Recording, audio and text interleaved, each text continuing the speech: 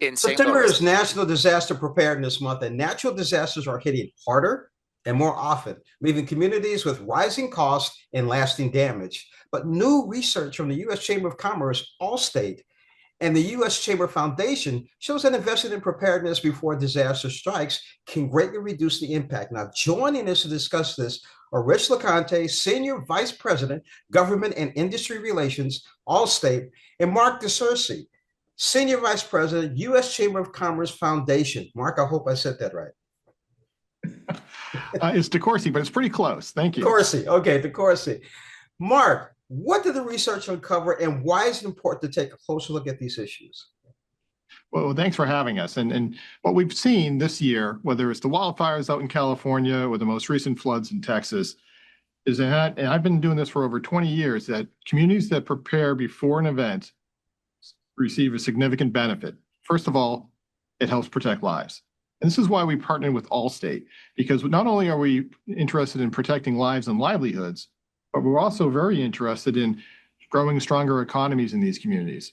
So what the research showed, particularly for a community like St. Louis, if a flood were to hit, we could save, for every $1 we invest in preparedness now, we could save up to $25 later. And it also helps protect jobs. We estimate that over 14,000 local jobs could be protected in the St. Louis area as well. Now, Rick, how do investments in preparedness pay off for families, businesses, and entire communities? And why is Allstate working with the Chamber on this? For nearly a century, Allstate has helped people prepare for and recover from life's toughest moments. It's really core to our shared purpose. We're empowering customers with the protection that they need.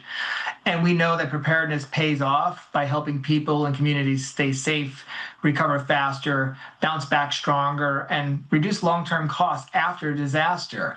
So for families, it means, and hopefully means, fewer days displaced from their homes. And for businesses, it may mean a faster reopening. And for communities, it's about resilience that keeps local economies moving along. This is a tough, societal challenge. There's no one sector that can accomplish this. It requires a shared commitment across sectors. And that's why we're partnering with the U.S. Chamber, really to work on spotlighting how smart upfront investments can reduce damage, save lives, and lower recovery costs. All right, let's stay with you, Rick. The research shows resilience pays off long term. Why is it critical to act before the next disaster? Unfortunately, once a disaster hits, it's too late to prepare. And at Allstate, we've seen firsthand that resilience isn't built in the middle of a crisis, it's built before. And that's why we're here and working with the Chamber to discuss the importance of investing in education, advocating for things like stronger building codes and community readiness. So, these kinds of upfront actions and others can help families stay in their homes, businesses reopen faster, and communities recover with less disruption. And those last videos almost look like St. Louis a couple of months ago. Mark, what can communities do to build resilience, and why are partnerships so critical? Well, partnerships are critical, and this is where community leaders, business executives, small business owners, even families and head of households can work together. First of all, you need to know your risk. And certainly in St. Louis, you're at risk of flooding, tornadoes, even ice storms. Once you know your risk, you can create a plan. And create that plan and then practice that plan with your employees, with your family members. And make sure you have the right equipment and the right supplies on hand as well should a disaster strike. And lastly, have a communications plan in place so you can talk before, during, and after an event.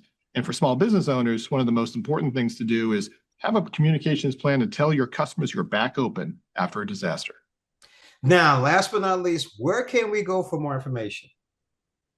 Well, we've got all this, the report, we've got useful tips and even easy to do checklist on our website at uschamberfoundation.org. Gentlemen, thank you so much for joining us on Morning Blend. Cowboys, Eagles. Oh, that was a good game. Guys, have a good day. Thank you, Jim. I see, Rick, you agree with me on that one. Okay.